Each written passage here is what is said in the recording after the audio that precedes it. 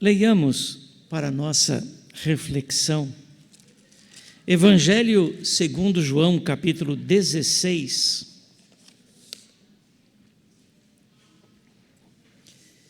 Evangelho segundo João, capítulo 16.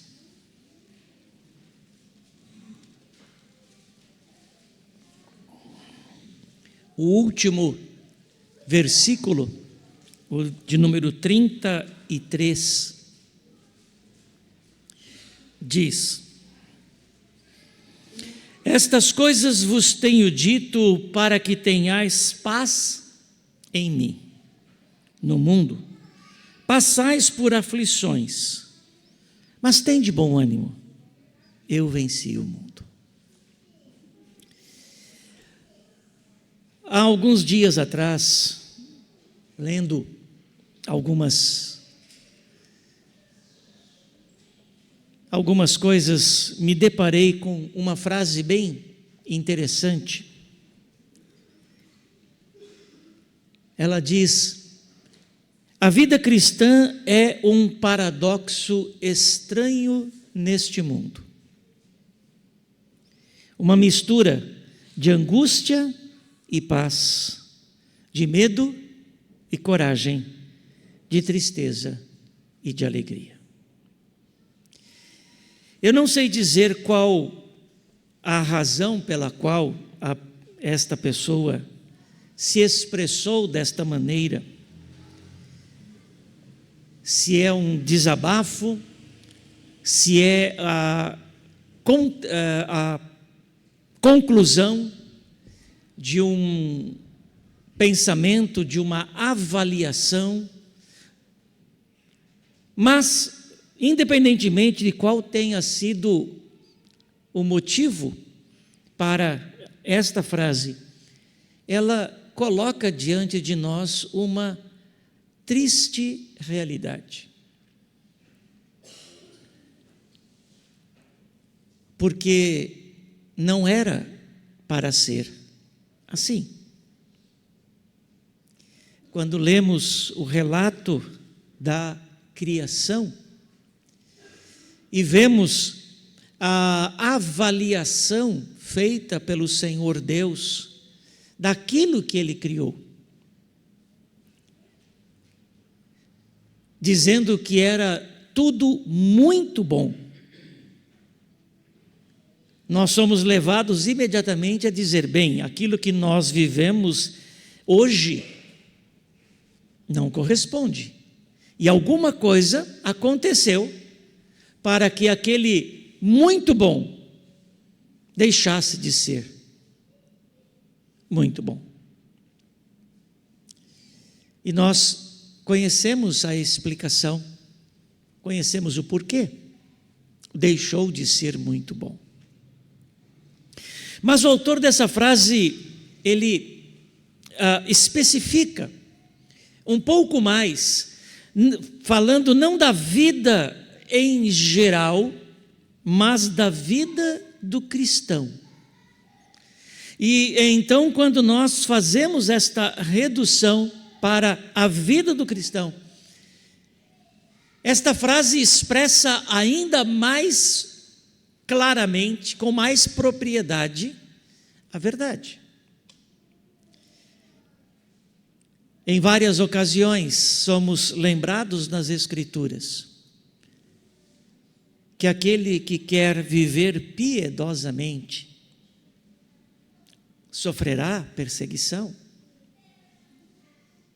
O Senhor Jesus expressa isso dizendo: no mundo passais por aflições. E várias outras partes das Escrituras apontam para esse mesmo fato. E esta frase não apenas chamou a minha atenção pela sua reflexão, mas pela relação que ela faz com aquilo que acabamos de ler. Estas coisas vos tenho dito para que tenhais paz em mim. Palavras do nosso Salvador. No mundo passais por aflições. Palavras do nosso Salvador. Mas tem de bom ânimo. Eu venci o mundo. O Senhor Jesus apresenta aqui a verdade de que as aflições na vida do cristão, neste mundo, são inevitáveis. Quer na vida material,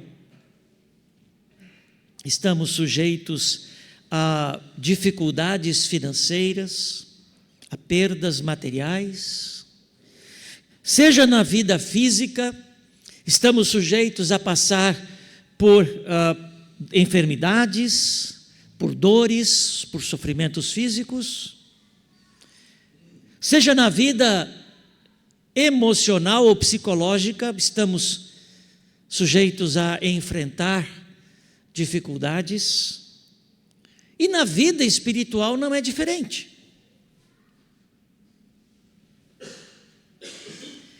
E o Senhor Jesus, sabendo disto, no término deste discurso dirigido aos seus discípulos, antes da sua oração intercessória a favor deles, o Senhor apresenta estas 3 verdades incontestáveis. E quais são essas 3 verdades? E o Senhor faz isso de maneira bem simples e direta. A primeira: no mundo passais por aflição. Quando nós nos deparamos com esta expressão no mundo, a primeira pergunta que precisamos fazer é: a respeito de que o nosso Salvador está falando? Que mundo é este? E esta pergunta tem uma razão. Quando nós lemos as Escrituras, naquelas passagens em que esta palavra mundo é usada, nós percebemos que as Escrituras fazem pelo menos 3 usos diferentes desta palavra. Por exemplo, em Atos capítulo 17, versículo 24, a Escritura usa a palavra mundo para se referir ao universo. Deus é o criador do mundo. Ele criou o céu, o mar, criou os céus, as estrelas, os sóis, os planetas, criou a vida neste planeta. O mundo é toda a criação de Deus. Este é um sentido que encontramos nas Escrituras. Outro sentido aparece ali no Salmo 115, versículo 16, quando a palavra mundo é usada para se referir ao lugar onde o ser humano vive. Este mundo, este planeta, o lugar da nossa habitação, a cidade, o bairro, o país onde moramos. E um terceiro sentido é aquele em que encontramos a palavra mundo, por exemplo, em João capítulo 7, versículo 7, quando a Escritura se refere ao mundo como o mundo dos homens, ou a humanidade. A humanidade que se opõe em inimizade contra Deus, que resiste à obra redentora de Jesus, que não crê em Jesus, que não crê na verdade e que de fato odeia a Jesus. O mundo odeia a Jesus, ou seja, o mundo dos homens, a humanidade odeia a Jesus. E este último sentido de mundo, que se refere ao mundo dos homens, tem um príncipe: Satanás. É o príncipe deste mundo. Então, quando nós pegamos esta palavra e consideramos aquilo que Jesus diz, encontramos o fato de que no mundo, como criação, no mundo como lugar da vida humana e no mundo como o mundo dos homens, passamos por aflições. E a síntese é: este enfadonho trabalho impôs Deus aos filhos dos homens para nele os afligir. Atentei para todas as obras que se fazem debaixo do sol, e eis que tudo era vaidade. Vaidade aqui no sentido de inútil. E correr atrás do vento. São as aflições, o enfadonho trabalho que Deus impôs aos homens, no lugar da sua habitação, no lugar onde existimos. E é inevitável passarmos por aflições. Mas há também o fato de que passamos por aflições no mundo dos homens. Aflições como consequência da corrupção e da depravação totais da natureza humana. Problemas de relacionamento. Não estou falando apenas de relacionamento conjugal, mas quão difícil às vezes se torna o nosso relacionamento com o nosso vizinho. E se alguém mora em apartamento, corre o risco de sequer conhecer quem mora na porta da frente a dele. Roubo, assassinato, inimizade, incredulidade por causa da mentira, perseguição, ódio, tentações, injustiças, e poderíamos seguir falando de vários tipos de aflição às quais nós estamos sujeitos no mundo dos homens. Esse mundo sem Deus, esse mundo que vive em inimizade, que se opõe a Deus. E como discípulos de Cristo, ainda mais, o cristão é objeto de ódio e de perseguição por parte do mundo dos homens, por um lado, e de acusação e tentação por parte de Satanás, do outro. É inevitável. Se o mundo odiou ao nosso Salvador, ele nos odiará também. Se o mundo rejeitou o nosso Salvador, nós não somos melhores que ele, também nos rejeitará.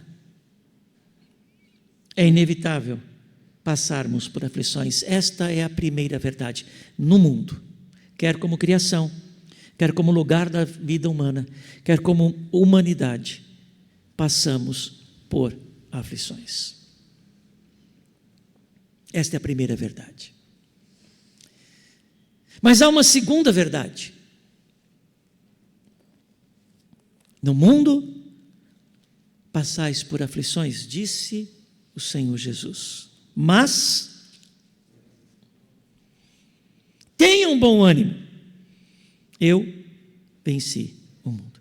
E esta é a segunda verdade: Jesus venceu o mundo. E quando nós consideramos o que quer dizer Jesus ter vencido o mundo, nós podemos facilmente visualizar o mundo dos homens e Satanás sendo derrotados pelo Senhor Jesus Cristo. E é verdade. Mas as Escrituras nos mostram que, nos outros sentidos, o Senhor Jesus também sagrou-se vitorioso sobre o mundo. Lá no livro do profeta Isaías, no capítulo 53,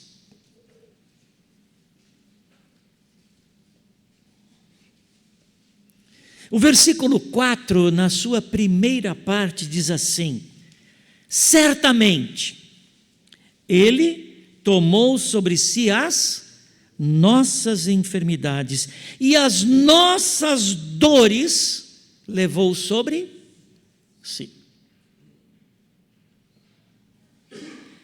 Jesus abriu mão da sua glória celestial, assumiu a forma de homem e viveu por 33 anos em uma terra amaldiçoada. O Criador, que fez tudo muito bom,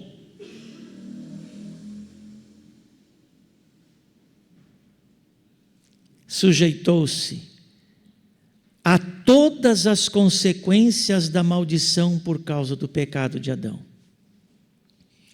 Suportou enfermidades, suportou dores,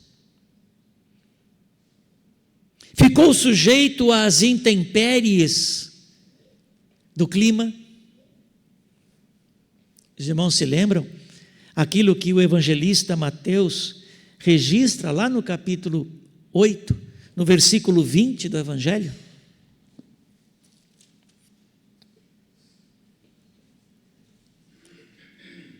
Mas Jesus lhe respondeu: as raposas têm seus covis, e as aves do céu ninhos, mas o Filho do Homem, o Criador, não tem onde reclinar a cabeça.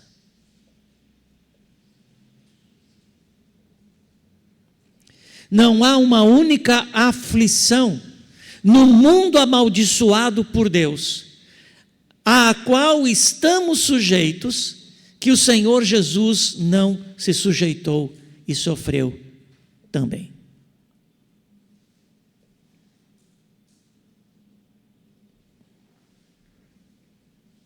E talvez até de maneira mais dura do que nós, a ponto dele dizer: nem a um travesseiro onde colocar a minha cabeça eu tenho. Isso não quer dizer voto de pobreza, mas mostra a sua experiência com todas as consequências da maldição por causa do pecado. Jesus venceu o mundo como lugar da vida humana. Ainda em Isaías capítulo 53, no versículo 3, também na primeira parte, ele era desprezado. Desprezado por quem? Por pessoas ao seu redor. O mais rejeitado entre os homens, homem de dores, e que sabe o que é padecer. E como um de quem os homens escondem o rosto, era desprezado, e dele não fizemos caso. Todas as consequências do pecado original, no sentido dessas consequências no lugar da vida humana, Jesus suportou. Ele sabe o que é trabalhar duro e difícil. Qual era a profissão de seu pai? Carpinteiro. Numa época em que tinha serra elétrica, parafusadeira, que mais? Motosserra, já ia ali na esquina, comprava as tábuas todas aplainadas, bonitinhas. Nada disso. Ele sabe o que é suar o rosto, suar a camisa, trabalhar duro, pesado. Ele passou pelas consequências do pecado no mundo como lugar da vida humana.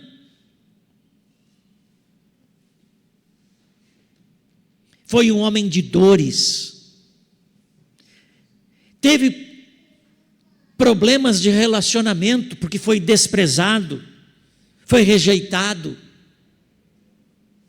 por pessoas, veio para o que era seu, diz a Escritura, e os seus não o receberam. Mas ele venceu. Olhe para o versículo 11, aí de Isaías 53. Ele verá o fruto do penoso trabalho de sua alma e ficará satisfeito. O meu servo justo, com o seu conhecimento, justificará a muitos, porque a iniquidade deles levará sobre si. Ele passou por todas estas consequências no lugar onde ele viveu, na Galileia, em Nazaré, em Jerusalém. Soube o que é trabalhar duro, sobre o que é enfrentar enfermidades e todo tipo de consequência por causa do pecado.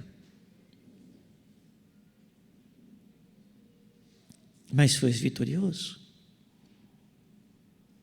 Venceu o mundo dos homens e o seu príncipe. Jesus experimentou todas as consequências da corrupção e da depravação totais da natureza humana. Ele foi odiado, ele foi perseguido, ele foi traído. Ele sujeitou-se à tentação, mas sem pecar, e venceu, pisando a cabeça da serpente. Lá em Hebreus, no capítulo 4, o versículo 15, diz assim: porque não temos sumo sacerdote que não possa compadecer-se das nossas fraquezas, antes foi ele tentado em todas as coisas à nossa semelhança. Não há uma experiência que tenhamos no mundo dos homens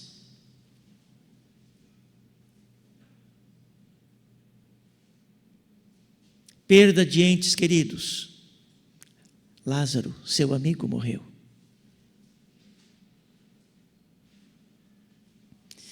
Não há uma única experiência no mundo dos homens de traição. Judas o trai vendendo-o, Pedro o trai negando-o. Os seus discípulos fogem todos.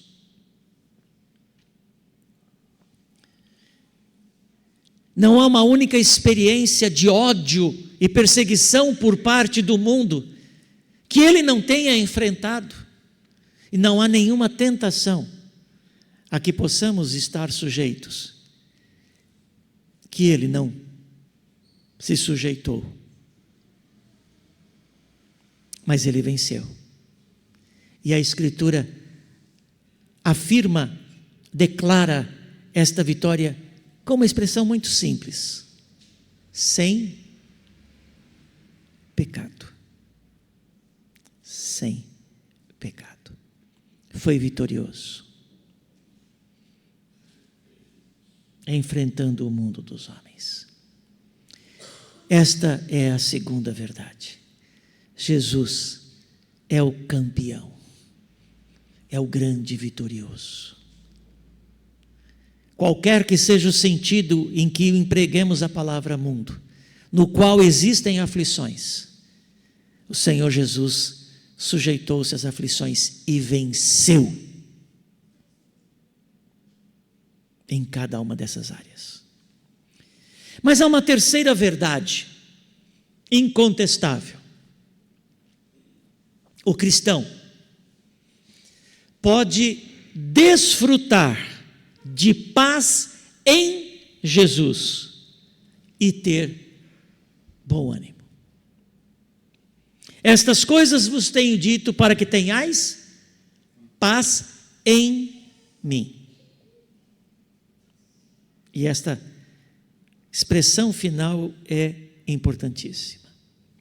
Paz em Jesus. E a segunda, tenham bom ânimo. A vitória de Jesus sobre o mundo como criação amaldiçoada traz paz nele e produz ânimo, porque mostra que o mundo não é capaz de nos vencer, por mais severa e duramente que ele se mostre. Temos certamente conhecimento desse relato, mas ainda assim, abra a sua Bíblia em Marcos, capítulo 4.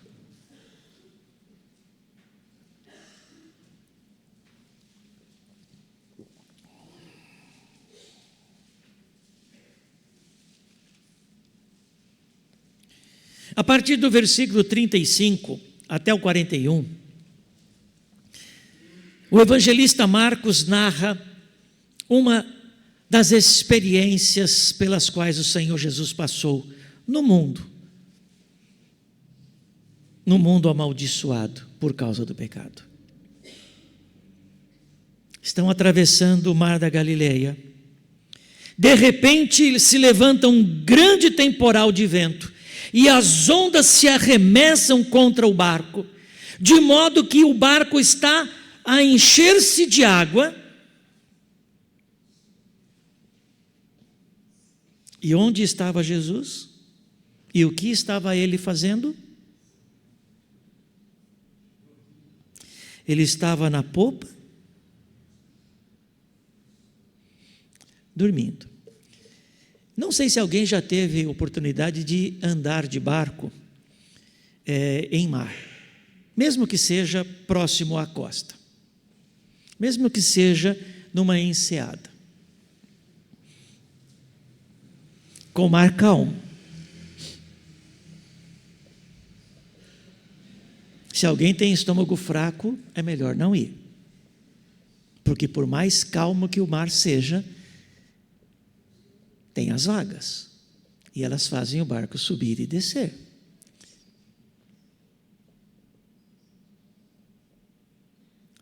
Mas quando há um temporal de vento, é melhor que o seu barco esteja atracado em um pier seguro. Certa vez, Ali e eu fomos convidados por um amigo, um irmão em Cristo, para participar de uma gravação que ele planejou. Colocou um piano no barco, levou o barco para uma enseada, numa praia muito gostosa, muito bonita, e preparou tudo para fazer aquela gravação. Só que veio um temporal de vento. E mesmo naquela enseada protegida, mesmo estando a poucos metros da areia, o piano ficou molhado. E aquilo que havia sido planejado, cancelado. Nós nem sequer entramos no barco para ir até o local onde estava o piano.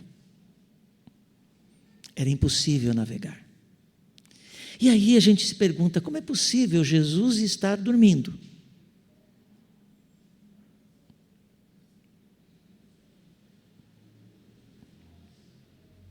Mas ele estava.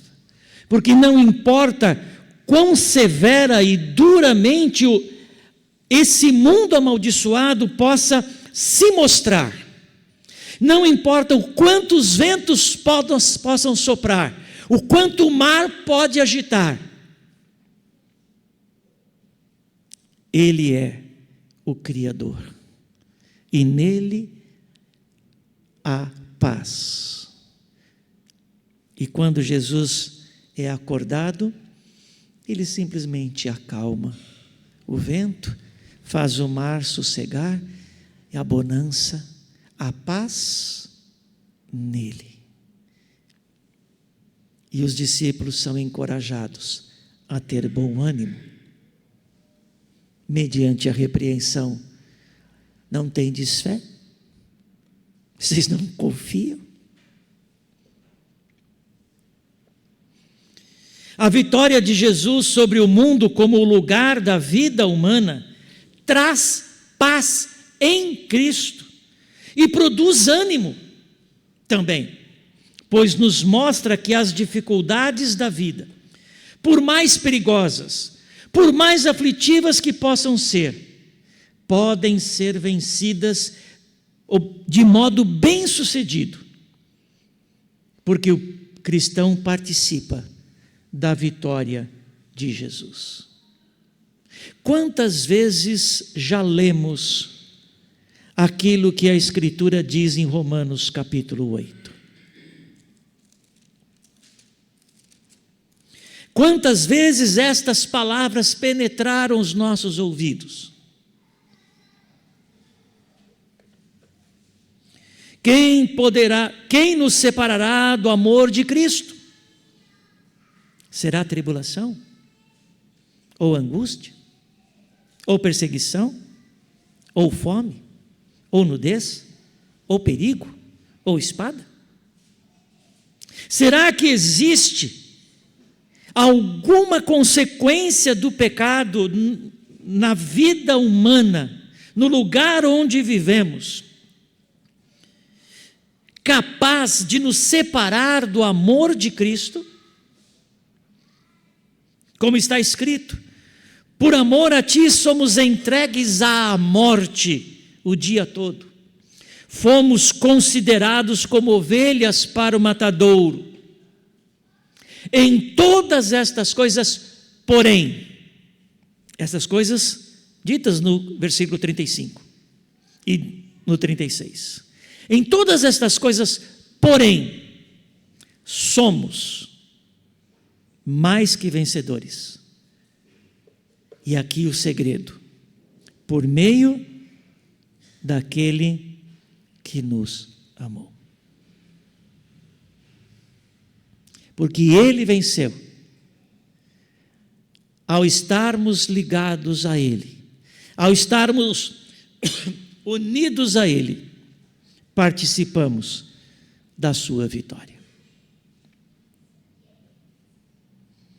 A vitória de Jesus sobre o mundo dos homens e sobre o príncipe deste mundo traz paz nele e produz ânimo, pois nos mostra que a aparente vitória que o mundo e Satanás tiveram sobre Jesus na sua crucificação, na verdade, foi a sua derrota duradoura e o triunfo eterno do Senhor Jesus.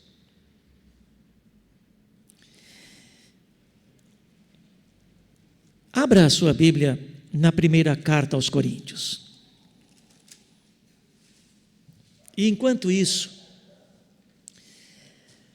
quantos aqui assistiram O Leão, a Feiticeira e o Guarda-Roupa? Nárnia. Há uma cena fantástica. Eu chorei a hora que eu vi essa cena. Aliás, eu chorei grande parte do filme. Mas essa não teve como segurar as lágrimas. A rainha rainha de gelo com os seus vassalos, zombam de Aslan sobre uma pedra, amarrado, cortam sua juba e o matam. E saem dali bradando vitória. Você lembra disso? E há dois detalhes fantásticos que aparecem na cena seguinte, quando pela manhã a pedra está quebrada. E Aslan, que representa Jesus, não está ali.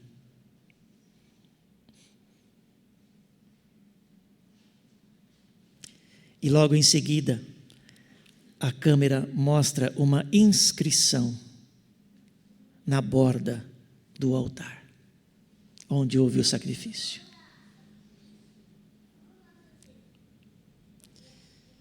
A aparente vitória de Satanás e dos demônios e da humanidade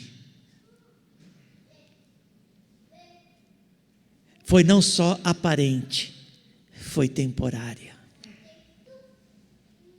Porque o Senhor ressuscitou. E aí nós lemos na primeira carta aos Coríntios, os versículos 54 a 57. E quando este corpo corruptível se revestir de incorruptibilidade, e o que é mortal se revestir de imortalidade, então se cumprirá a palavra que está escrita. E qual é a palavra que está escrita? Tragada foi a morte pela vitória. E então o cristão pode cantar: onde está, ó morte, a tua vitória? Onde está, ó morte, o teu aguilhão? Derrotados. O aguilhão da morte é o pecado, e a força do pecado é a lei. Graças a Deus, que nos dá a vitória, por intermédio de nosso Senhor Jesus Cristo.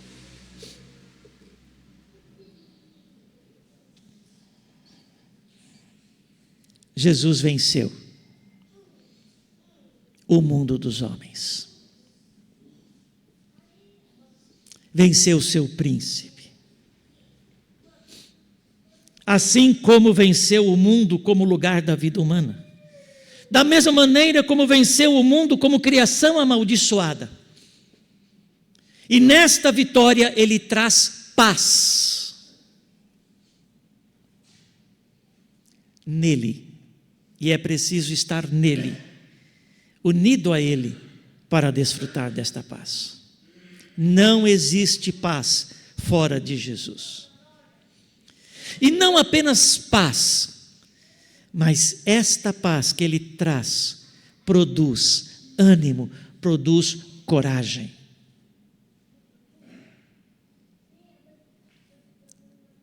No cristão.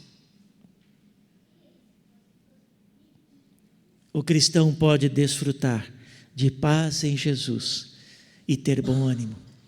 Essa é a terceira verdade incontestável apresentada aqui.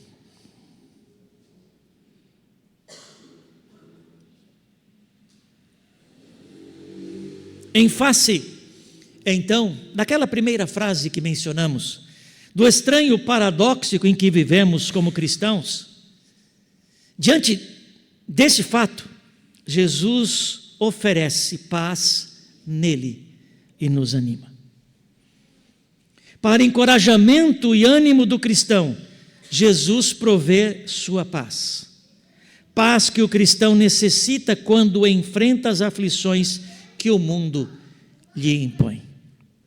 Esta paz não é apenas paz no meio de conflito, mas também paz com descanso e garantia de vitória. Esta vitória é obtida pelo nosso campeão sobre o mundo e sobre o seu príncipe. Estas coisas vos tenho dito, para que tenhais paz em mim. No mundo, passais por aflições, mas tenham coragem. Tenham ânimo. Eu venci o mundo, diz o nosso Salvador. Creiamos e desfrutemos da paz e do ânimo que Ele nos oferece. Amém.